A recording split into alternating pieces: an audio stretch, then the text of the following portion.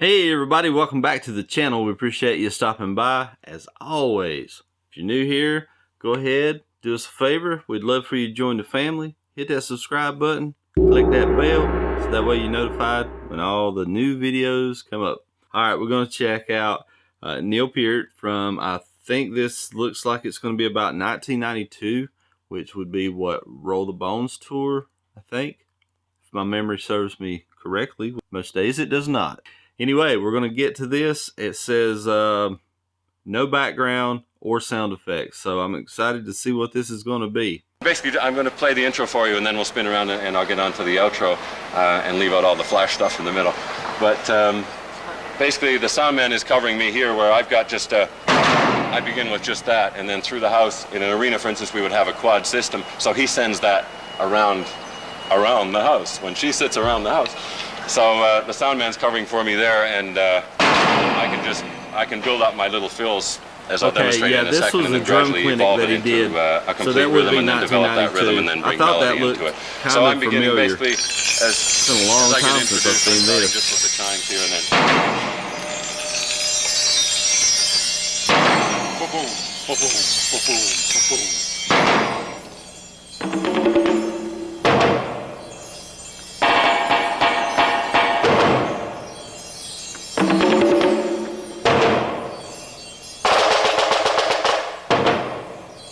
Melody, rhythm, he did it all.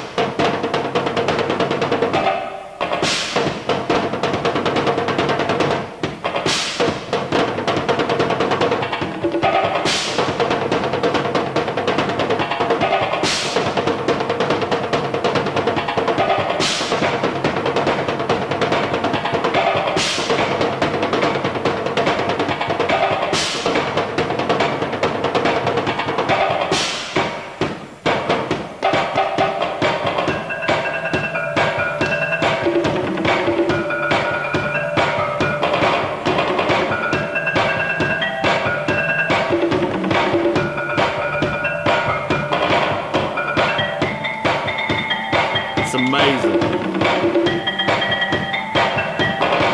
Professor.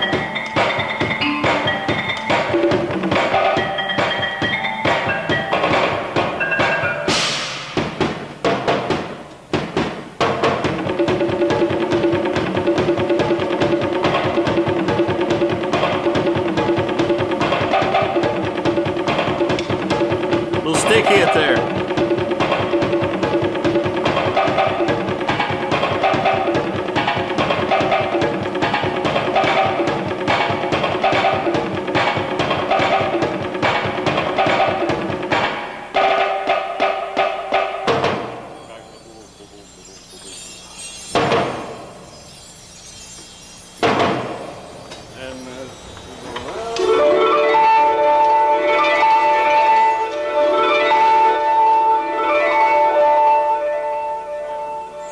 List kind of filling in as we go around, and then I get into the real drum stuff, and basically stay back forth a little bit onto the marimba, tom things, snare things, all that kind of stuff. And then the big wind-up is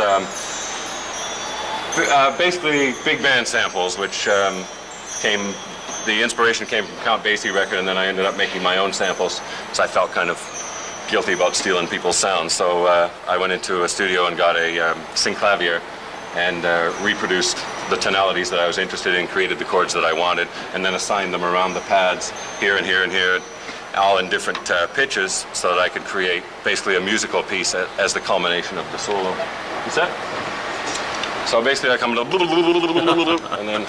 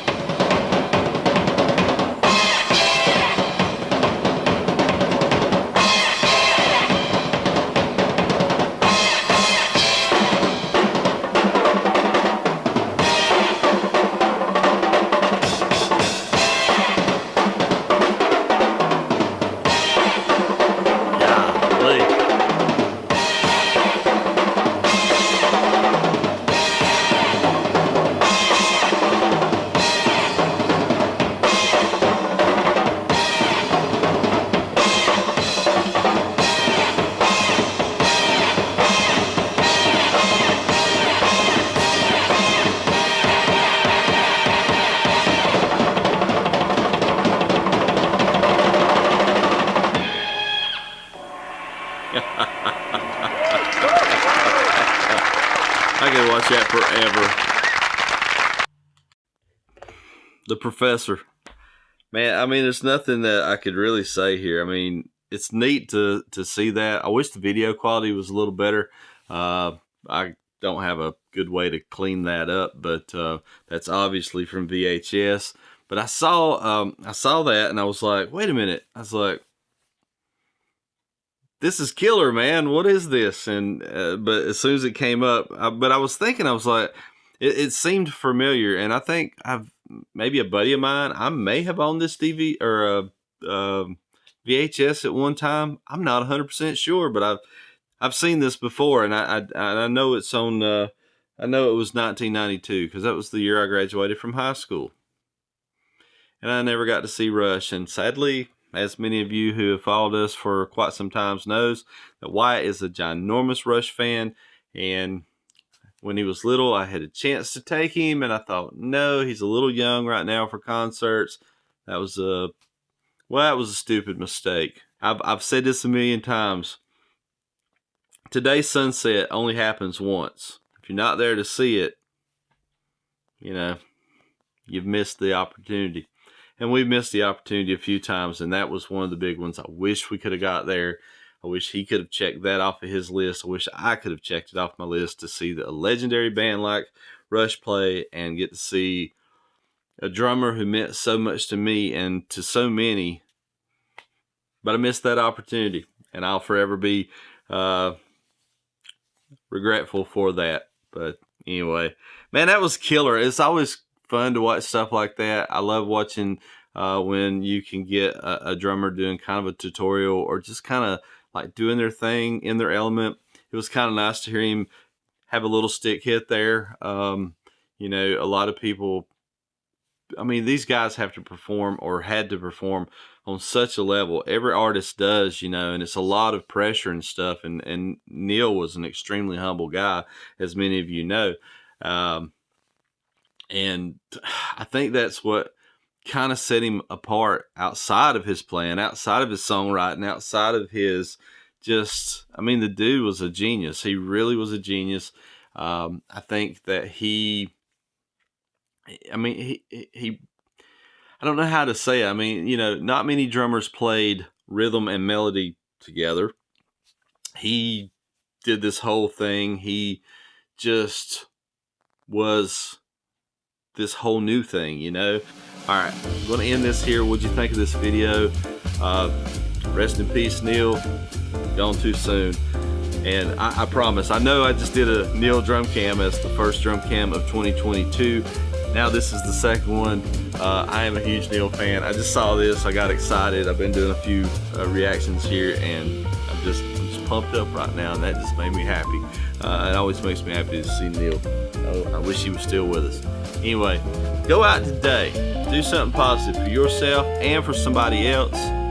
Let's try to make this world a better place. With that, you know what's coming next. Stay awesome and rock on. Professor, man. Wow.